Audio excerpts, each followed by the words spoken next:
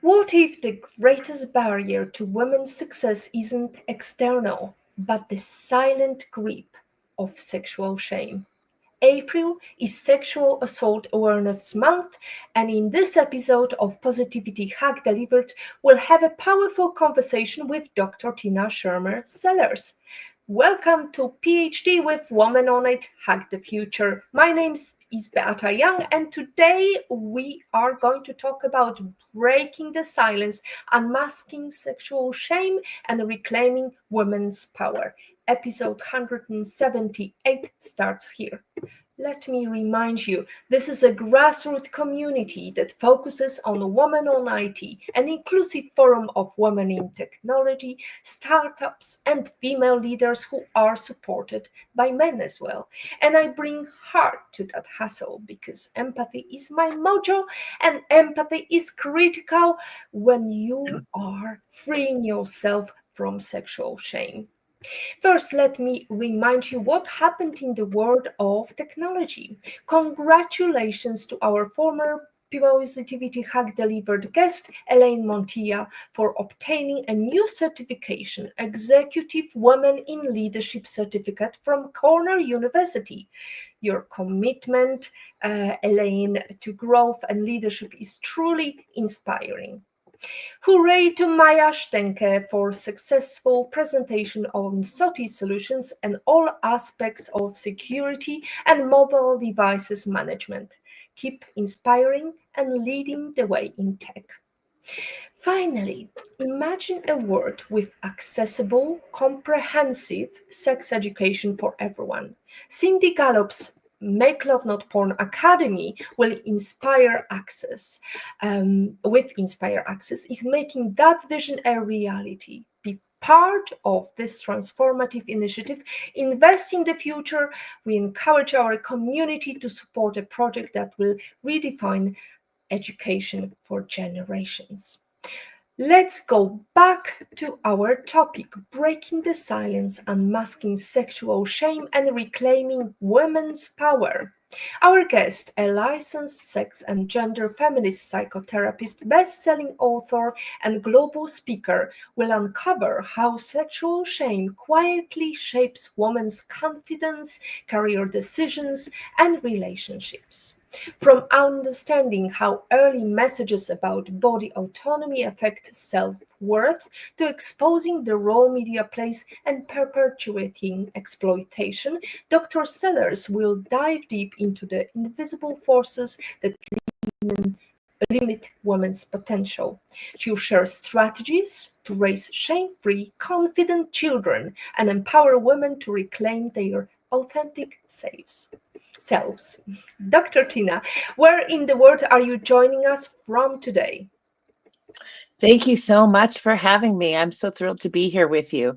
I am coming to you from Sandy, Oregon, which is about 40 miles southeast of Portland, Oregon, really close to Mount Hood. Excellent. I'm joining from TCI, Turks and Caicos Island, a small island, but we have also this big problem of sexual education and well-being for the future generations is a big topic, especially with lots of immigrants from neighboring countries, including Haiti and DR. Dr. Saras, you've said sexual shame begins in childhood. You've written books about it. How do those early whispers about our bodies grow into lifelong barriers for women? Wow, what a great question. We really are, in many ways, a compilation of our experiences. In our earliest experiences, I'll say those that happen in the first 10 years of our lives, do a lot to shape how we feel and see ourselves. So if you think about it, shame happens because we do something that's natural when we're a child, when we're a year old or 2 or 3 or 4, excuse me, and we do something natural and it bothers or scares or frightens or makes angry our caregiver. So an example of that would be you've got a 3-year-old carrying a glass bottle of milk and they're bringing it to the table, trying to be helpful, and it slips out of their hand and it hits the floor and it goes in a million places. And the parent just gets really angry at the child, but the child doesn't understand that that was an accident and that it's not about them. And, and the parent doesn't respond that way. The parent gets very, very angry, let's say. That kind of an experience is a natural experience where a child will feel shame because they've gotten in trouble from just doing a natural thing, right? Well, with sexual shame, that actually also starts often when children are little, if they're growing up in homes that are largely silent or silent and shaming around shame. And that happens because a child tends to find their genitals, if you will, naturally when they're getting their diaper changed or they're in the tub when they're right around a year old. Their hand will land on their genitals.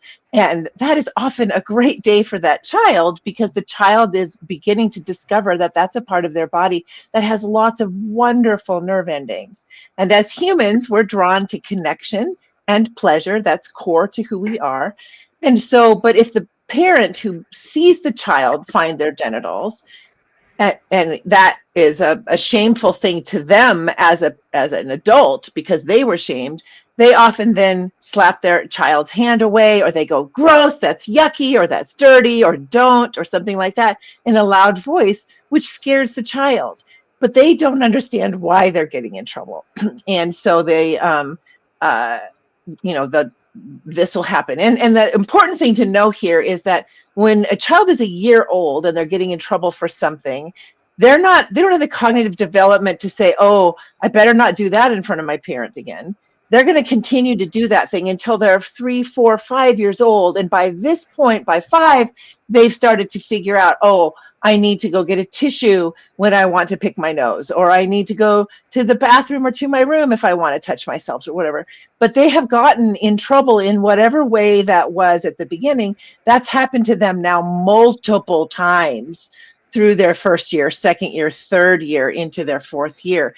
And so they've continued to get the message, something must be wrong with me. I keep getting in trouble, right? And of course, it's not cognitive because they don't even have language yet. It's visceral. It's a shame inside their bodies that they get in trouble. And so that's where this sort of feeling comes from once the person is an adult, because they got shamed hundreds and hundreds of times as they were developing.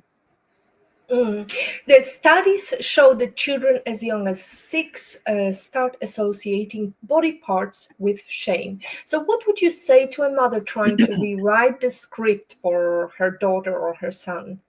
Yeah. So what we know from research is that 6-year-old girls are already modifying their diets. And then, of course, like 50% of them, and that this number goes up as they get older. So they're picking up from commercials that they're not good enough. So really what it takes is, first, it takes a parent or caregiver that understands child development and child sexual development, body development, self-esteem development. And so when the child is discovering their genitals, that parent is there to say, yep, that's your vulva. That's a wonderful part of you. Or, yep, that's your penis. That's a wonderful part of you. Let's finish getting you diapered, right? And when they're continuing to do it, you say, I know you love that part of your body. I think it's a wonderful part, but I want to help you learn that when we want to touch that part of our body, we go in our room or we go in the bathroom. And you slowly introduce that idea when they're 2 and 3. So by the time they're 4, they've got that figured out. And this is the kind of thing that you want to be able to do, just to give them instruction. You're giving them instruction about every other part of their world: eyes, nose, ears, toes, doggies, cats, whatever. You want to also tell them about their body and tell them that it's a wonderful part of their body. All parts are. We take care of our body. And you make it a very normal, common thing that you talk about. And this is what you do. This helps build confidence. Then, as children are exposed to things on the internet or on TV, like commercials, help them learn how to critically think. What is that? What is that show trying to tell us? Did you know that there's a camera behind that? Who is this show for? Who is it not for? You help them develop critical thinking so that when they start getting messages about how they should dress or how they should look, then you want to be able to say, well, that is a commercial. Why do you think that they're saying that to you? And you help them critically think. So then your child is equipped to be able to choose what information is actually helpful and what information might be exploitive, because these have been conversations that you've had. In my book, Shameless Parenting, I literally broke it down into birth to two, 2 to 4, 4 to 6, 6 to 8 years, so that parents actually know, what do I need to pay attention to in these 2 years? What are the top books I can read to my kid in these 2 years? What can I do for myself so that when my child starts doing these things, being curious in these ways, I feel comfortable, and I have all these ways to sort of guide parents through so that they feel like somebody's holding their hand, because that was likely not done for them. Well, it's a book on how to heal, how to raise shame-free, relationally confident children, and it's been bestseller in 5 categories. What's the most radical act of parenting you've seen transform a family's relationship with sexuality? Really, it has been going through the information that's in that book. First, imagining that you're reparenting you, the part of you that didn't have a patient informed other to help you through. Now, if you did this stuff, parenting around body awareness and sexual awareness, body autonomy, all of that won't feel scary to you. But if you did not grow up with a parent who knew how to guide you calmly and relationally in helpful ways, then a lot of things like being walked in on, catching your child with their pants down and exploring somebody else's body and they're exploring them, all of that is going to freak you out, and you're just not going to know. And so all that freak out feeling that you have inside tells you is that when you were curious about these things, there wasn't someone who could calmly explain it to you. So I always tell parents the best thing to do, or really anyone that grew up in a home that was silent or silent and shaming, is walk yourself through that Shameless Parenting book. Literally imagine, when you're in the 0 to 2 section, that you are loving on and reparenting that 2-year-old part of you that didn't get that. And then go to the next section and imagine that you're reparenting that toddler or that preschooler or that grade schooler or that pre-adolescent or that adolescent. Walk through and just really imagine loving on yourself and healing and seeing as good and wonderful the curiosities that you had at those different ages. That will then equip you to know how to do it for children and for any child. And it also will, you'll feel the shame literally start to come off of you as you do these things for yourself. And so then the thought of children bringing those curiosities to you sounds more like fun and interesting than it sounds like frightening and scary. Here's a stat. Kids taught correct anatomical terms are 50% less likely to be abused. So, how does language become armor against shame? It's exactly what I'm talking about here. I mean, and I love that question because it's knowledge, it's awareness, it's truth. So when kids are equipped with knowledge, awareness, and truth about themselves, their bodies, what's magnificent and wonderful about their bodies, how we treat people, how we want to be treated, how we get help when we need to get help, how to determine who is safe to get help from, these kinds of things all equip a child that when exploitation occurs, they can recognize it. And they can say, that's not true. I don't feel safe with that person. I'm going to go find a safe person to talk to or to help me here. They're equipped. And so when we give children nothing, and we run in the United States, I mean, we run our economy on exploitation, right? We are constantly using people to sell products, right? We are exploiting all the time. And so it becomes something that kids don't recognize can be hurtful to them because no one has taught them that. And so if there's an older person who has much more power and is able to manipulate, then all they have to do is speak kindly to the child or tell the child that they want a particular something. And the child just goes with what's at face value, which is this person's being nice, and doesn't have the ability to critically think, well, they shouldn't be wanting to do that. They shouldn't want me to go with them. That's a stranger.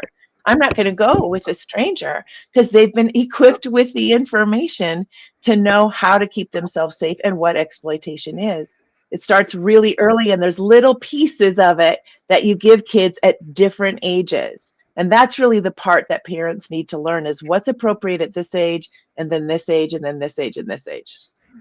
As Cindy Gallop, our previous guest on PhD, points out, we are raised by our parents to behave well, with good manners, a work ethic, sense of responsibility and accountability, but we are rarely taught to behave well in bed with values like empathy, sensitivity, generosity, kindness, honesty, and respect. And here is one question I received. Of course, we are not going to talk publicly about whoever sent us this question, because we are inclusive community. And here is what she says. After nearly 8 years together, he shows no sexual interest in me at all. I'm 35, he's 34. We were planning to have children, but I don't feel like it, because we've had this discussion multiple times, but nothing ever changes. Our sex life was enjoyable until about 4 years ago. I've been turned down so often that I've given up trying, as it makes me feel embarrassed. And when we do have sex, it feels like he's doing me a favor. What would you say to our lovely member? Yes. Oh, what a heartbreaking story. And this sounds like a complex situation, one that I don't know that there is a simple answer to, and I couldn't possibly imagine or read into one. But the curiosities that come up for me is, tell me a little bit about what it was like for you to grow up around sexuality in your body. And I would want to know that answer from both people. I would want to know what was good in the relationship, what was working really well. How did that look? How was that for each of you?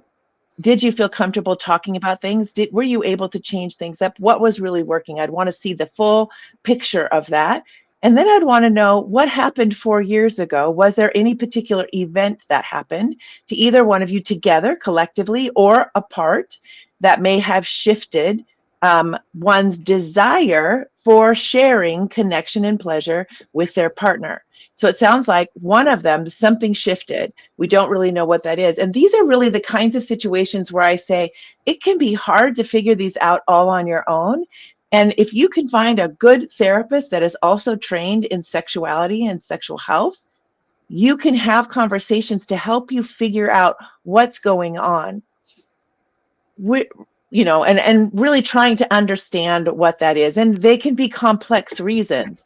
So I'm not really sure what it is here, but at a basic level, most often people are wanting to share connection and pleasure in their lives. And something is interrupting their ability to share that with each other, to share connection and to share pleasure. Whether that looks like this behavior or that behavior, people like different things in their sexual lives. So I can't begin to imagine exactly what that is for this couple. But what is getting in the way of them being able to share connection and pleasure with each other so that they feel well bonded and they feel safe with each other? So, yeah. Well, here is an interesting statistic. I was listening to a podcast last night, and it was talking about 50 random people being together in a room, and they had a set of questions. Some were just like, water cooler questions, but some were much deeper. And after a week or two, the ones who had the more deeper conversation, the people who had more vulnerable conversation, they would reach out to these people again just to check on them, because this conversation made this connection deeper. So maybe that's also opportunity for our listener, our dear lady who sent us a question, to really have this honest conversation, for starters. That's a really, really good point. There are different things that build intimacy and connection with people. And one of them is, do we tell each other the truth? And are we able to listen to that truth? Do we do what we say we're going to do? or do we keep letting each other down? Do we have promises? Do we keep those promises or those commitments to each other, or do we let each other down? Those can very much affect whether somebody feels safe to disclose with somebody. And I think those studies really show that when we share vulnerably with each other and we're willing to listen and we can hold on to ourselves and feel safe and, be empathetic and compassionate with each other as we're listening, we often can find our way through. We move towards feeling seen, known, loved, and accepted. And those are very core desires as humans for us in our relationships. Seen and accepted. Let's go back to naming things. You mentioned we talked about kids who are learning words and who are learning to express themselves. Here is a fact: the word vagina was taboo in medical text until the 17th century. How do we break centuries of silence? You're the author of book Sex, God, and the Conservative Church, which challenges religious teachings on sexuality. What's one toxic narrative about faith and desire you're determined to dismantle? Oh, great question. The ideas that got started in the 4th century when Christianity was becoming an empire or institutional religion was that the body was bad and the spirit was good. So it bifurcated or separated the body, when really every single human is bio, body, psycho, emotional, social, interpersonal, sexual. We like connection and pleasure. We like to use our bodies to seek connection and pleasure. And we're spiritual. We're drawn to things that are deeply meaningful to us. And yet the church separated our bodies, our sexuality, our desire to connect with our bodies from our spirit. And that is a false dichotomy. It is not the way we experience ourselves. So I would love to dismantle that by making it just as common to teach our children about their bodies, their sexuality, their curiosities, boundaries, consent. All of those things would be just as normalized as we teach them about how to get dressed, or how to do their schoolwork, or how to be a good friend, or all the other things that we teach children about. In the United States, we focus on your career and making money, and again, material things. And yet we know that that is not what makes people happy. It makes them comfortable. What makes people happy is how strong are their relationships. The other thing I would love to dismantle, which was very much a part of the early church teachings and has influenced many, many societies around the country, is patriarchy, that men are more important than women and children, when in fact we are all equally important. We are all miracles in and of ourselves. There's never been another one of us on this planet. So for each of us to live as fully, authentically into who we are is what is best. And for us to have much more horizontal forms of leadership than hierarchical ones that silence people who are below other people. Patriarchy has done us no favors, for men or for women or for us as a culture. So I would love to see us dismantle that. And comprehensive sex education is actually a step in that direction. Cultural narratives from popular media to traditional norms have shaped our understanding of sexuality and often embed a sense of unworthiness and inequity. And algorithms are working against us. I have to tell you, Dr. Tina, I've tried to promote today's event and it just was going nowhere, even though it's sexual education. The word sex just makes it being dumped into the gray area. You've called media a silent architect of exploitation. How does today's digital world distort the woman's sense of power, and how can we fight back? Oh, wow. What a good question. Power is distorted whenever we make people, like men, more important than women, or money more important than how you behave. And in cultures that are privileging money and power over people, you end up seeing hierarchies that crush people's spirit, crush their desire to live authentically, to bring their own dreams to fruition. And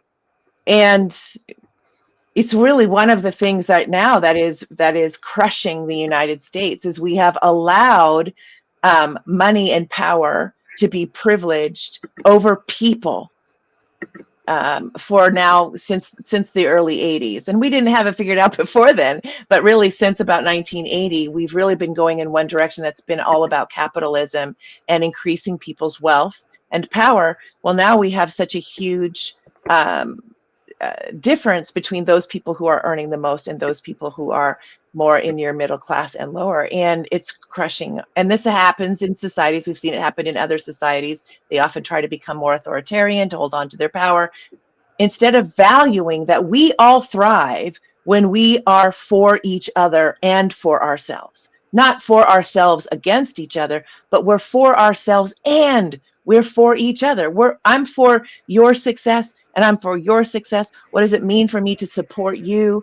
How can you support me? How do we work together as a community? How do we help each other out? Those are the societies that thrive. Those societies are not patriarchal. They're much more matriarchal. They're more community oriented because they know that when you thrive, I thrive, and when I thrive, you thrive. They're built on that principle. Lisa Phillips, after encountering Jeffrey Epstein, returned to New York feeling very confused and filled with shame. As a therapist, what's the most heartbreaking story a client has shared about sexual shame, and what gave you hope for their healing? I have witnessed so many stories that are heartbreaking around sexual shame. The commonalities are often that people have been hurt in their sexual development along the way. That could be child sexual abuse. That could be sexual abuse at some other point in their lives. It could be in a highly religious home where children's curiosity is constantly shamed, and they're told that it's bad, that it will separate them from God, that it will ruin their future if they act out in any way. And so what I've seen in those people who are naturally a little anxious or a little earnest is that they have believed that deep in their bodies, believed that their body is bad and not to be trusted. So when they get older and they find themselves falling in love with somebody, they can't, not only can they not touch themselves and understand their own pleasure in their own body, but they can't allow anybody else to touch them. And oftentimes the body, we see this in pelvic pain situations, the body has literally closed down because the fear and the anxiety became bodied. And so then their desire to learn how to share their body in a way that feels good to them and have their partner do the same, all of that becomes difficult for them to do because their body literally is having reactions of its own. I also remember talking to a man who grew up in a highly religious home and was taught all of these things. The body is bad, you're not to be trusted, but was also told as a boy, men aren't to be trusted. Men are animals. They don't know how to control themselves. Was taught that because there is an idea inside of Christianity that women and in culture that women are responsible for when men act out. If a woman is assaulted, she is asked, well, what were you wearing? Were you drinking? It's as if it was her fault, right? So this is very prevalent in both a culture, American culture for sure, and in the Christian church. This young man, when I met him, he was in his later 20s. He said, I've been afraid to go out with anybody because I'm not sure I can trust myself. Because he really took that message in that he could be an animal. He could all of a sudden become an animal. And so it scared him. And it was heartbreaking to me because he was one of the kindest, most generous, gentle, spirited humans that I had met. So I have seen this happen in multiple ways where sexual shame has literally closed down someone's ability to both open their heart or open their body to somebody who had shown themselves to be safe and loving. That's heartbreaking to me because being seen, known, loved, and accepted inside a loving relationship is a place that we often can build a real home, a home base where we can then go out and explore our other passions and aspire to be a person that makes a difference in the world. Thank you, Dr. Tina, for sharing these stories. We have a couple of comments, so you will have a chance to have some water in the meantime. Olga Vasina says, fascinating show. Welcome, Dr. Tina. And she also says, delighted to say, whatever happened in my first 10 years, what feels totally natural is tuning into PhD each Wednesday. Thank you, Olga. And we have Cindy Gallup, who gives us hearts. Thank you so much, Cindy. You're always an inspiration to our community. One of the micro actions, little steps, I have to say, Dr. Tina, was talking to my friend who had always problem with accepting the fact, the compliments about her. So she doesn't believe in her body being beautiful. I would call her, sometimes and tell her how beautiful she looks. She would not believe that.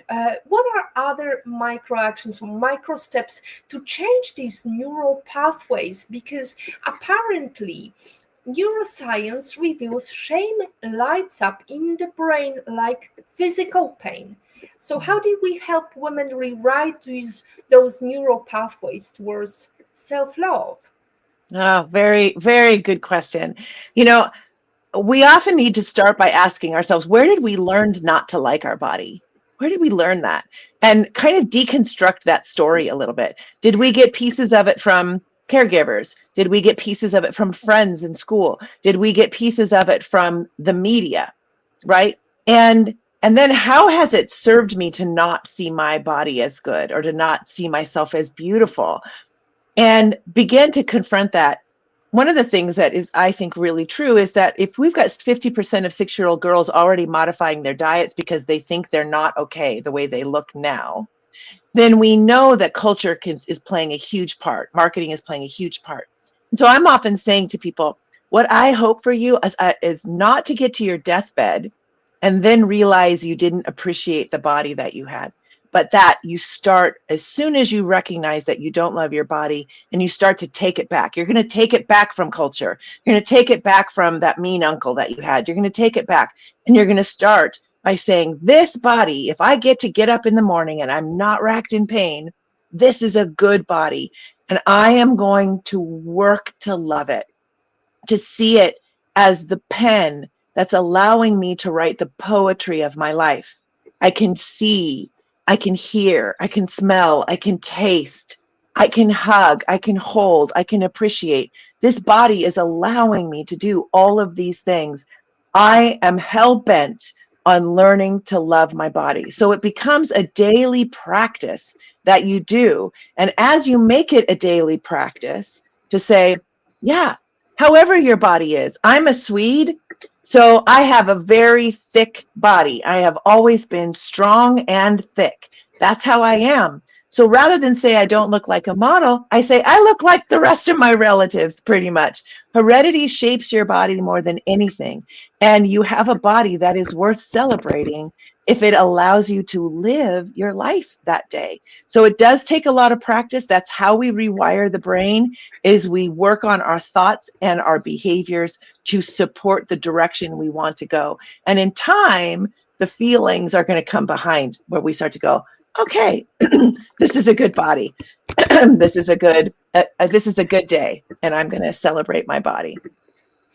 That's fascinating, because I actually came across some studies, some little actions and little practices that are useful. Let me just break it down. First is complete a self-assessment quiz titled "Where Does My Shame Live?" This exercise invites you to indicate specific areas, body image, desire, relationship roles, where sexual shame is most strongly felt.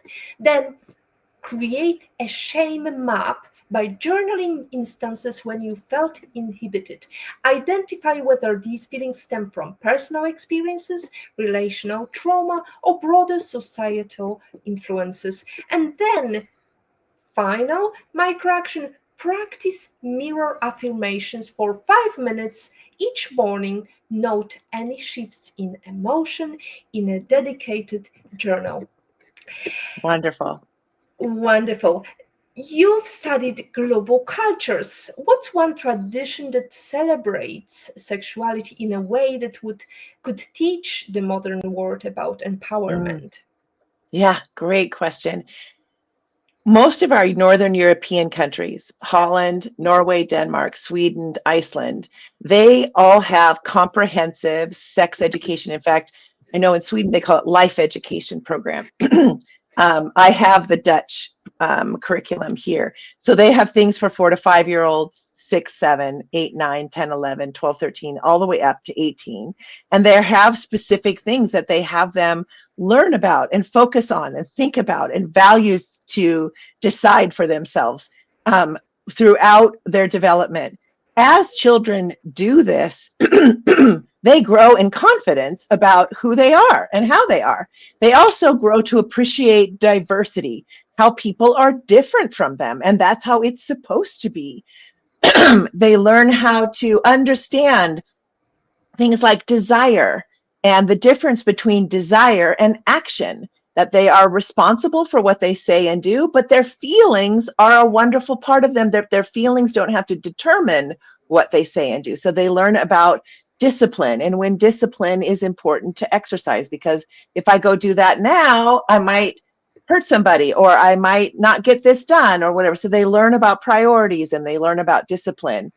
And they learn about sort of the more complex relational things that go in, like emotional intelligence, that they'll learn those pieces along the way. Relational intelligence, they'll learn pieces of that along the way. And they learn body autonomy and how to appreciate the body that they were given and how they are in the world. And all you really see this when you travel to those countries, because those countries have lower STI rates, lower teen pregnancy rates, lower abortion rates. The people are often in relationships that are more egalitarian because the cultures themselves are more egalitarian, and children learn about the value of themselves and others along the way. So really, it's the sex life education that are done, the social emotional learning and the body learning and all the things about attachment and desire and all that. Those learnings end up serving people's lives in, really, I would say, every area of their life benefits from having learned along the way that kind of life education that they do in those countries. Yeah, research says women who embrace sexual confidence are 30% more likely to advocate for themselves at work. Why Yes. is this connection so profound? I love that you found that study. There's not, that has not been studied much, but we are beginning to, and I have a colleague who's a researcher in that area. Women who have body confidence, sexual confidence, an understanding of who they are as a bodied human, those people have a kind of what I call erotic empowerment, like a life force empowerment, where if somebody has a kind of confidence at work, that doesn't necessarily translate to confidence in their interpersonal or most intimate relationships. But when women have confidence in their interpersonal relationships and in their intimate relationships, in themselves, in their body, they are much more likely to act in empowered, grounded way out in the world. And we really need to be doing more research to that can demonstrate what shifts happen for women when they begin to see themselves as a bodied human as good and dynamic. So I'm so grateful that you found that piece of research. That's really great, because I know there's not a lot of it. Well, there is also the ancient Mesopotamia priestess story, which they revered sexuality as sacred. We've lost so much wisdom in the process, and you Yeah. mentioned some other cultures. Um, what can we do to bring it back? Because the Me Too movement seems to be like a marketing stunt. Nobody talks about it nowadays. So I'm just wondering how we can change the status quo and really have this open conversation. Yeah, I really think that what we've seen in cultures that provide comprehensive sex education all the way through, or families that determine to heal themselves and then bring their children up that way, these are people that have more confidence and competence in their life and are less reactive. They have more of a sense of self. They can see what their strengths are. They can see what their growing edges are. They can hold that. They're less reactive. And this really, I believe that providing comprehensive sexual health or life education in this way, which is relational education, it is emotional intelligence education, it is body intelligence and information.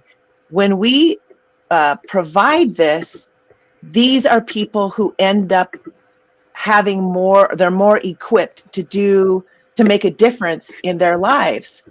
So I really see it as an inroad, and I've watched it happen in people's lives, students that I've taught, and the difference that they're doing with their kids than was done with them. So I really think that's our way. Mm.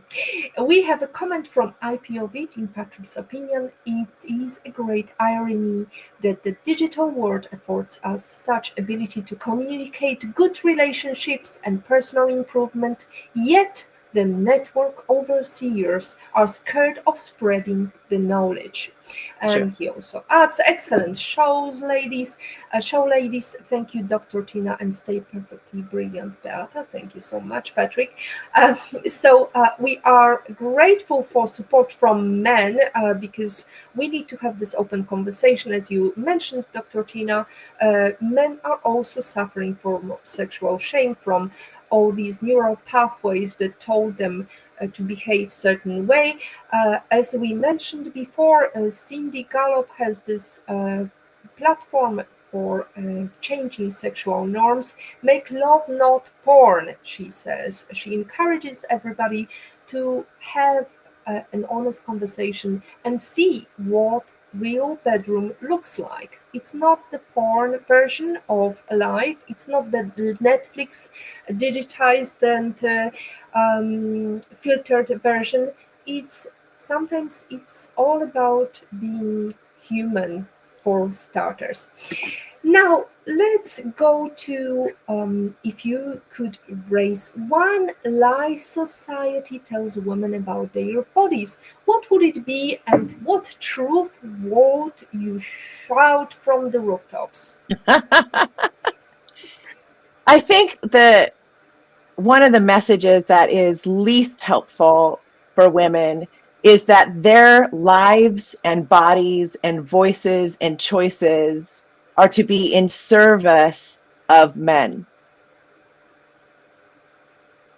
or in Absolutely. service of their children, in service of, fill in the blank, in service of XYZ, as Absolutely. opposed to you are a miracle. You are an amazing human that has never walked this planet before. There's never been anyone quite like you.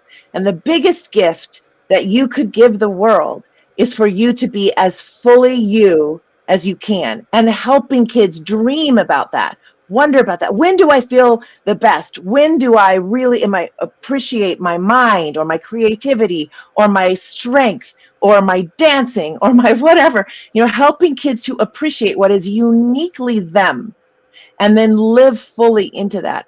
Our girls need to see that. They also need lots of conversations about, well, I think of you as like my little princess, or I don't know, however you want to call me, like my incredible child, right? How do you believe you should be treated? What is kindness? When are we treated with respect? Understanding power abuses. So if power abuses happen in the home, an older brother is trying to take advantage of them, everybody stops and says, whoa, whoa, whoa. if that's not fair, if you wouldn't have been okay with you if that was you that happened to, then that's an abuse of power. We don't abuse power in this family. We don't manipulate in this family. So you teach kids, both boys and girls, but especially girls, to recognize exploitation and know how to stand up against it, know how to ask for help, that kind of thing. But to see them as authentically powerful and that the world needs them to be fully themselves. That's what I would be shouting from the rooftops, and really helping parents to do it in a way that their child fully lives into it. And then, I guess when I speak about power abuses, I want to say that I think boys need sometimes a different message. They need a message that's about power abuse. They need a message about, no, you don't get to take advantage of someone else simply because you can. That's an abuse of power, and that's not kind, and that's hurtful. So Well, they have to be able to recognize that too. well, there is this discussion about we teach girls how to avoid sexual predators. We never teach boys how to not to become a sexual predator. Right. And sexual predator is going to be down the road somewhere, right? It's going to be, you're talking to them at 10, 12, 13, or somewhere in there about that. But way before that, at 6, if you notice that a child is trying to grab a toy from somebody else or trying to manipulate in some way, you have to stop it there and say, let's talk about how you're talking to your friend right now. Right? Or how you are using your body to get what you want because you're bigger than your friend, right? That is not kind. That is not the way we behave in this family. We treat people with kindness, and we're patient. If they're not ready to share their toy, we say, that's fine, but when you're finished, could you share your toy with me, please? We teach about, manipulation, and it's fine to want, but it's not fine to manipulate, right? And we teach this to boys because they're going to grow up in a society that tells them it's okay to go after whatever you want. And if you hurt people along the way, it doesn't matter. And that, in fact, is not true. As you mentioned, Dr. Tina, we can together have much more impact if we support each other rather than fight with each other or compete with each other. However, there is one competition I would like to point out to. Final truth bomb. The clitoris has 8,000 nerve endings, double the penis, yet wasn't fully mapped until 1998. What does this invisibility say about whose pleasure matters, Dr. Tina? Absolutely. Let me just say that was more recently found that the clitoris has 11,000 nerve endings, so significantly more than the head of the penis. It also is the only organ on a human body, male or female human body, that has one purpose, and that purpose is pleasure, and that was given to women, right? We need to be a culture that is confident enough in them, each person in themselves, that we can say, wow, women have incredible bodies. They have incredible wisdom. They have incredible tendencies to care about community and think collaboratively versus just hierarchically, right? There are so many ways in which when we put women to the side and we let patriarchy make the decisions, we end up causing so much more pain and suffering than needs to be. And we actually don't get as far with our creative endeavors as we would if we were working together. So yeah, I think the woman's body says so much. Her orgasms say so much. Absolutely. And since we are talking about women and we are talking about famous women, Eleanor Roosevelt once said, women are like tea bags. We don't know our true strength until we are in hot water. So in life, how are you in hot water, Dr. Tina? How are you brewing? Good question. I would say that the water temperature is definitely going up as we watch what's happening in the United States. And it is activating me. It is activating lots of people around me across the whole country. And I have been in hot water many times. I have a good sense of my own strength. But I think that this is what we're facing as a culture right now is going to invite a lot of people to confront how much strength and courage do they have to stand up and say, we deserve better. We deserve better. And I'm willing to fight for that. So there's a lot of hot water going on around here where I live. So. And since we are heading towards the end of the show, only 10 minutes left, let me ask you, what is the number one book you wish you read before you started your career? Yeah, I really appreciate that question. I had a 28-year career as a professor at a small university.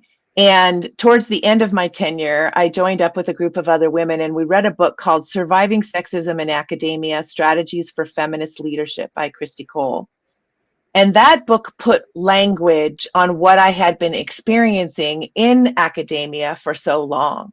And because it's deeply seated in patriarchy, and we didn't really listen to women and women in science forever. And in fact, there are many men that got credit for pieces of discovery in science that actually was really done by a woman. And that patriarchy is still very much was very much alive in the school that I taught at. Men made more than women, even if women were producing more, publishing more, presenting more at conferences, whatever. There were men that still made more than women. And I wish I knew that. I probably would have, that hot water would have started a little sooner with me, and I'd have probably done more about that.